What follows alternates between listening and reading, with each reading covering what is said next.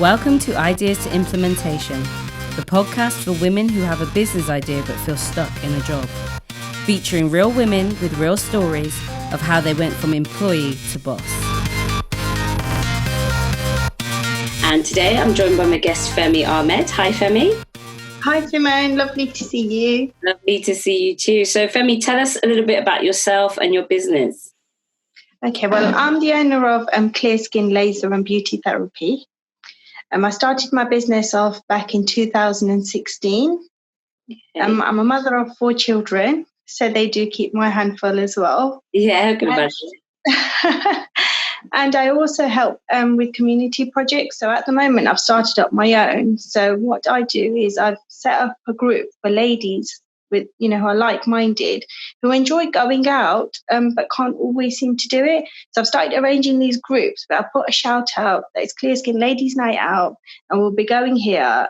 Who would like to come? And, touch with all the events I've done so far have been so fantastic. I've got one coming up where I'm taking the mothers and children for swimming.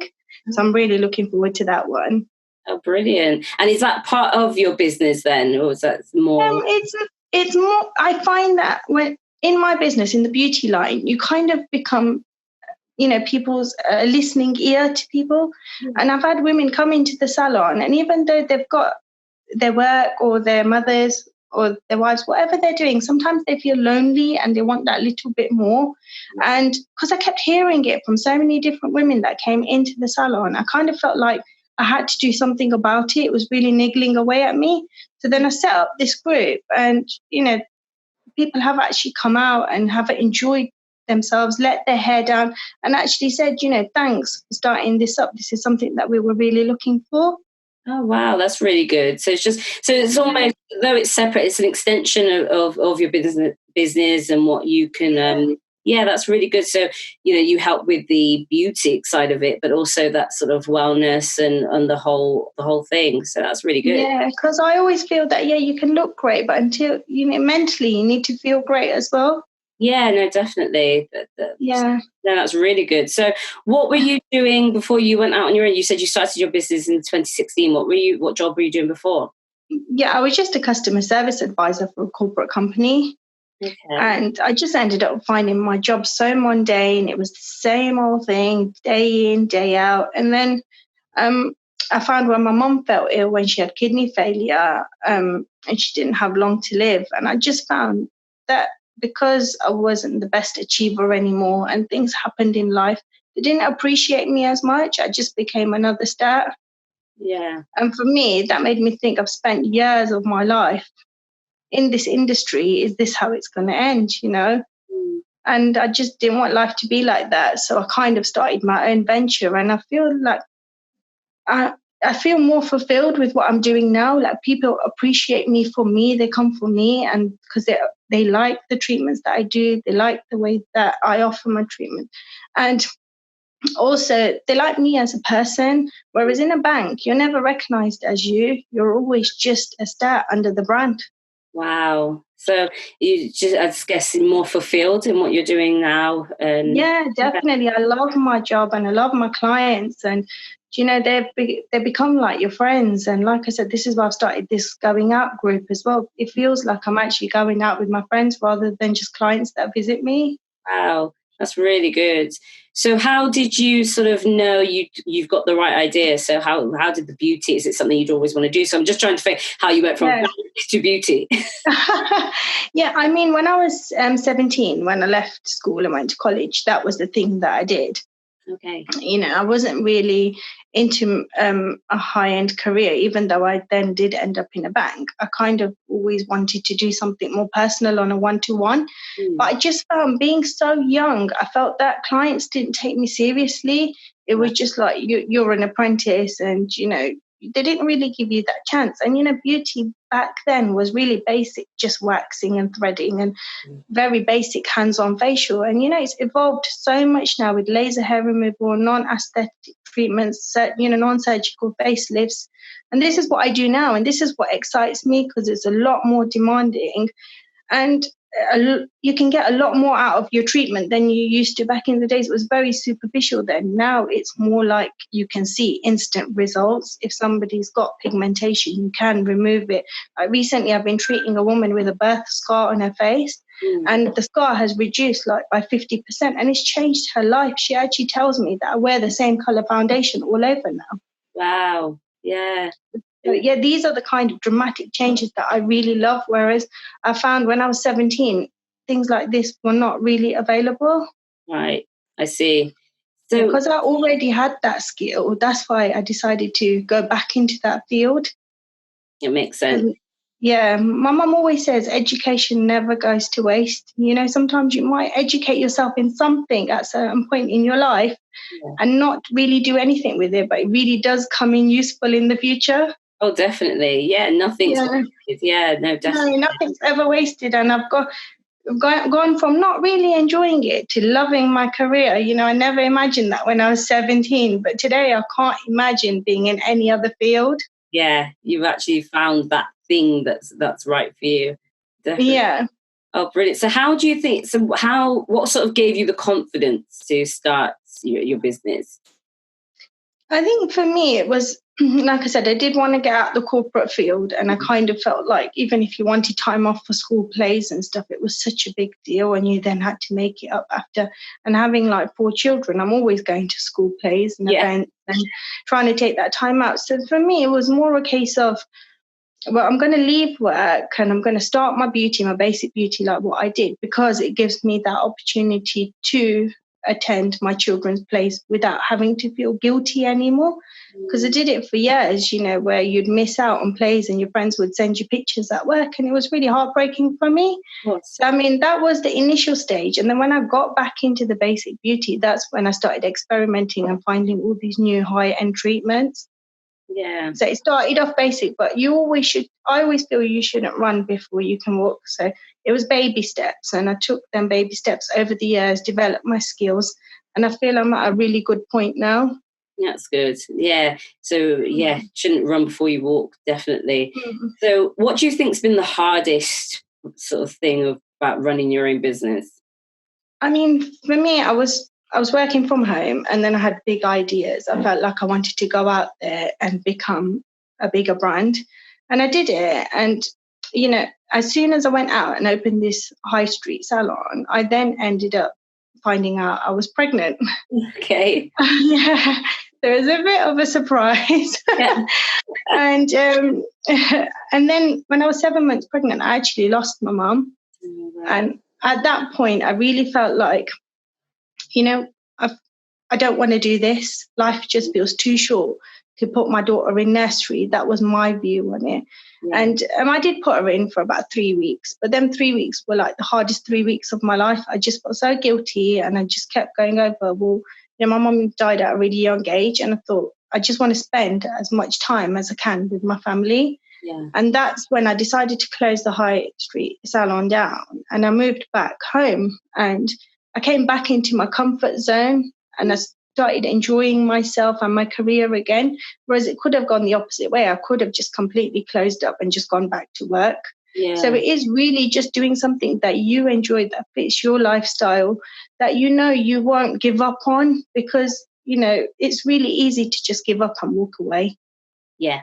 Yeah, oh, definitely. I'm sorry to hear that about your mum, but you can see how that experience sort of gave you that push and that resilience as well. Yeah, it did. And this is what I told you that time when you made that speech at the ladies' event, when you said, sometimes we want to do something so much for ourselves, but life comes in the way. And, you know, sometimes other people mean more than what you want to do. Yeah. And at that point, that's what happened to me. My child needed me more than what I needed my career. So I took a step back, and, you know, I took that time out, and I went back in to the beauty from home in a more flexible environment, which is what I could cope with. Because when you have unrealistic expectations, a lot of the times you just fall flat on your face. So it's better to keep it realist, you know, be real about it. Yeah, no, definitely. And there's something about that you said there about doing what's best for you in that moment, doing what's right for you. Yeah. Sometimes, Yeah. you know, it's so easy to look at what other people are doing, or they're maybe moving a bit faster. Yeah. Actually, you've got to do what's right for you. And that's when you'll make, I always say, progress and not perfection. Actually, Yeah. take time and make sure you're progressing, moving forward. Yeah, I mean, people do make comments and stuff, but at the end of the day, you have to kind of overlook that and be strong-minded, because when you're working by yourself, when you're a businesswoman, it's your own business. Yeah, I've got amazing family support, so I'm really lucky. I've got a really supporting husband, and I've got, amazing friends and a sister who are always there as a listening ear, who will guide me and advise me in the right way. So it's always nice to have somebody like that behind you to support you. But ultimately, it is your mindset, and you need to make sure that you're strong enough to deal with whatever gets thrown at you. Yeah, exactly. I mean, what are some of the challenges, or how have you overcome the challenges that you faced in business? Because we're in business, that it's inevitable you will have challenges. How do you overcome those? I feel that I'm quite a strong-minded person anyway, and what I do is, the one thing I've learned, which will help anybody overcome challenges in business, is your business is not personal. Right. Yeah, so your clients are they're not your family, not your friends. You can't always make everybody happy. Right. And the thing is, right, is you have to understand that it's not personal. Anything that gets said to you or anything you go through is not personal. It is part of your business. And as long as you learn to separate them two, you will, because your business is your baby. You love it. You love the amazing reviews that your customers give you. And, when you do a treatment where you see these fantastic results, like the woman with the pigmentation, I'm overjoyed. But, sometimes it isn't always the case. And you have to understand that as long as you've done the best that you possibly can, and in your mind and your conscience is clean, then that's all you can do. You can't do any better than that. That's so true. Because we're in danger if you take it too personally, then the minute it's something negative, you're going to get worse, right? No. And I've just, sometimes I just put my hands up and say, well, I'm sorry, but you're probably that 10% of laser customers where the laser treatment hasn't worked for you. Or, I'm sorry, I couldn't remove all your pigment, but it's best if you just try somewhere else. Because the truth is if they're not seeing the results from your treatment, it's not worth having that customer, because they're always going to be negative and they're always going to be upset because they're not getting what they want, and they're coming to you for a reason. Yeah. So, rather than just keep trying and getting yourself down and getting the customer down, sometimes it's best just to put your hands up and say, you know what, I don't think I'm the right clinic for you, and that's fine. Yeah, no, that's really good. And that applies to any business, and it sometimes client just isn't right for you, or you're not right for that client, and it's being bold to say that. It doesn't mean that I'm not great at my job, or it doesn't mean that I can't offer these results to the other 99% of people. But there's just sometimes that's just, like you said, that's just life. It just doesn't work because it's a machine at the end of the day. There's only so much as a human I can do. No, exactly. No, definitely. So what are you most excited about in the next 12 months for your business? I am really excited for the next 12 months because I've actually upgraded my skill set even further. So I do now offer non-surgical facelifts. I also do the microneedling, the dermaplaning, and a lot more in-depth in skin. So I've gone that bit further with the skin. And I'm just really excited to be offering all these treatments to my clients, because they've been asking me for ages to do it. But I was literally just waiting for my daughter to start nursery. Right. So she's now in nursery and we've gone through the mummy phase. So I'm kind of so glad I've got an independent toddler now, so I can work more on my career again. Yeah. So what would you say is the best thing about working for yourself? I mean, it's different for everybody, but for somebody in my position, I feel it's just having the flexibility. Like it's quite common where you have poorly children and then you have to ring into work and that whole explanation of yourself. I mean, you still get that. I still have to ring my clients and say, look, I've got a poorly little one. But most of the time I don't have to do that, because me and my husband this is the great thing about being self-employed. We're both self-employed, so we both work shifts. So I work in the day and he'll work evenings. So even if we do have the poorly children or the plays, we'll take turns. But if there's ever a time where we're clashing, then yeah, you can just ring your client up. And being in a ladies only salon, they're really understanding ladies. Like if you ring them and say, I've got a poorly child, I really can't do you today. Can I rearrange? It's always with a smile that, yeah, don't worry, Femi, we know you don't ever do this. And we'll kind of rearrange. And like, for example, my laser clients, if I know somebody's going away on holiday, I've actually even called people after my daughter's in bed. Yeah. So if I've had to have an afternoon off where she's unwell, but I know that they're going away in a couple of days and they definitely need that treatment doing, it's kind of like, as soon as she's in bed, you can come over, which I don't think you can do in many careers. So yeah, for me, working from home and being a self-employed therapist from home, they're the kind of benefits. I can work longer hours, I can work early mornings, late nights, I can work school holidays, and without feeling as though I'm missing out on the upbringing of my children. They don't stay children for very long. No, they don't. I have one. They grow very, very quickly. Yeah. Yes, definitely. I do have experience of that because my eldest one's 21 and he graduates this year. Wow. So I can't. It was a big age gap, but it was a good experience. Very well from the 21-year-old. Must be Thank you. It's all my treatments, yeah. You'll have to pay a visit to Clearskin now. Oh, brilliant. So the flexibility. And I can definitely attest to that. That's the great thing about working for yourself, that flexibility, because life happens, things crop up, but being able to work around that and still be able to get on with your business. So what pieces of advice would you give to a lady who has a business idea but is just maybe a bit fearful of starting? What 3 pieces of advice would you give her? Okay, for me, the 3 pieces of advice I'd give, and this is the advice that I was given and I really appreciate it. First and foremost, you need a really, really strong business plan. You have to understand your business and you have to understand your numbers. If you don't know that and if you don't understand that, you will just get lost, because when you're self-employed, at the start, you do earn cash and you can't always afford the card machines. Yeah. And sometimes you don't know where you are with it. So you don't want to end up just spending and forget, then end up with no money to actually pay your bills. Definitely. So that's really important. And to understand your business plan, you need to do a lot of market research. So it's all well putting the numbers down, but if there's no need for that particular treatment or item, it's pointless even investing in it. So market research is key. I mean, if you get your market research right, you're 50% there, I'd say. Yeah. And then the last thing is, like I said, you just need to stay positive within yourself. You're going to get a lot of negative comments, and don't be afraid of competition, because you can't be like everybody else, because then you just be them. You have to be you have to sell you. Like, for example, with me, people come to me for my treatments because they like me.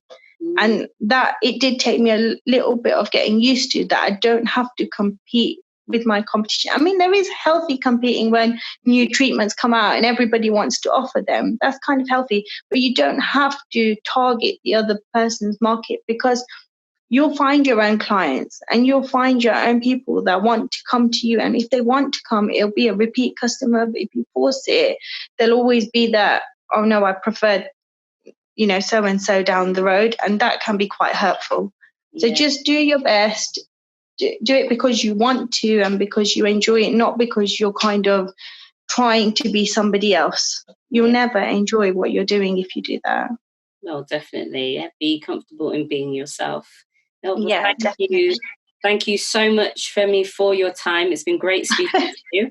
And lots of good advice there. Your experience, I think your whole journey is really going to encourage many of the ladies out there who, like I said, should have a business idea but maybe feel a bit stuck, feel fearful to start, because there are challenges and there are hard times, but I always say the good outweighs the bad.